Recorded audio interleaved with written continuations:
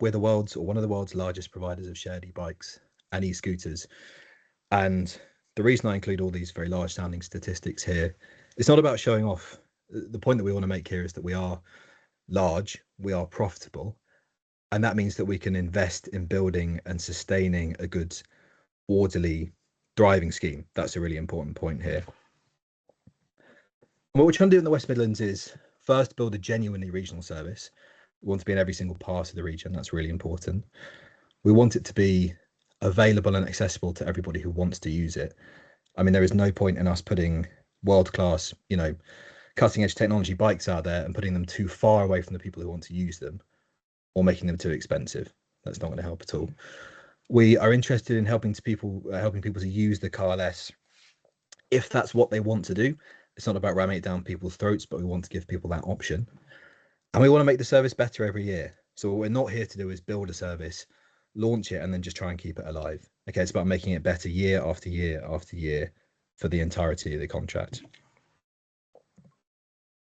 So, I mean, grand words you may think, but how is this any different to other schemes, to the previous shared e-bike scheme?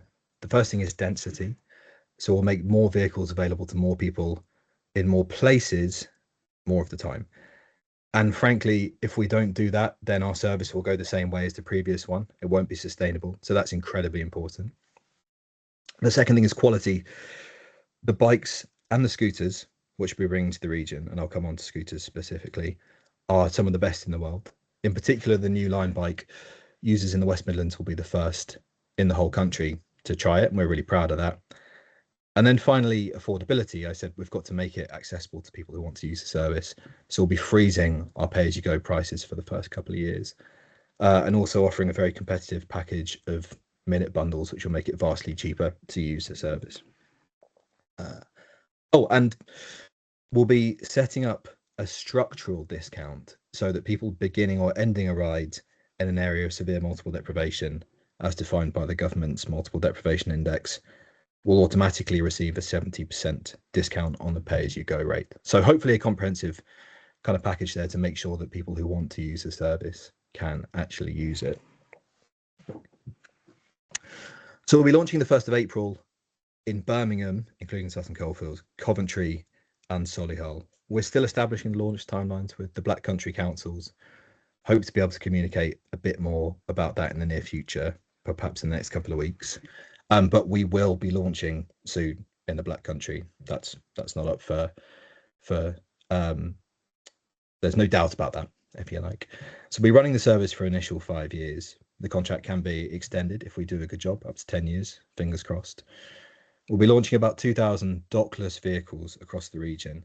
When I say dockless, what I mean is they don't have to be docked in a physical dock in order to park, but they can be, and I'll come on to that. And the vehicles can be unlocked by the Lime app or by the Uber app, which I know is very popular in some parts of the region. We get a lot of questions about e-scooters.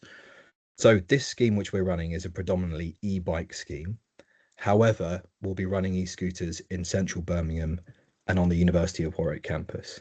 And the model for us is, we don't actually really need to launch scooter schemes in order to make the whole thing work commercially, unlike some providers. But the option is there for any council which is interested. It's like it's sitting on the shelf there, ready for them to take it if they would like to, essentially.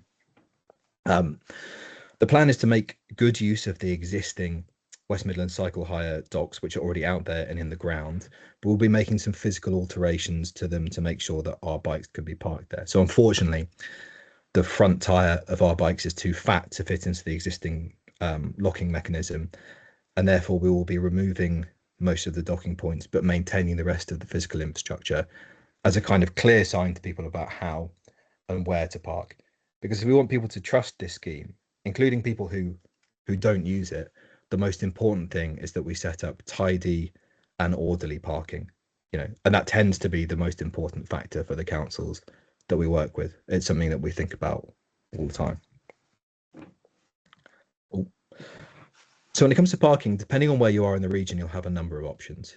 You may be able to park at the retrofitted cycle hire docks, which I just mentioned. We'll be rolling out an expansion of geofenced virtual only bays or painted bays where there is no physical infrastructure, but we know whether riders have parked legitimately and correctly based on our geofencing technology. Several cities are keen to use existing cycle parking infrastructure. So D stands or Sheffield stands as they're known, which are already in existence, but perhaps aren't that well utilised by private cyclists. There's a real opportunity there. And we will be bringing our own proprietary dock technology to the whole region from around about November this year, certainly Q4. And we're talking to local authorities about that at the moment. I think there's a bit of a perception that with Lime, we're very well known for our London service. There's a perception that you can park a Lime vehicle wherever you want. So that is true in some parts of the UK. That emphatically is not going to be the case in the West Midlands. Okay, you must park your bike in a location which we have pre-agreed with the council, and we fine and we ban people who fail to do that. And that's a really important factor. So there's a very brief introduction to us and to what we do and how we like to operate. I've got slides here on the vehicles themselves. I suggest that it's best for people to review this information in their own time.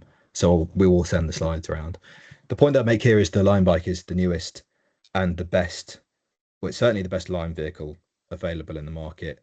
As I say, the people of the West Midlands will be the first in the UK to get it. I think it's, we think it's the best shared e-bike available in the whole world. Perhaps we would say that, but let's see how people find it, because we're really pretty proud of it. And the Gen 4.1 e-scooter is likewise our newest and best available scooter.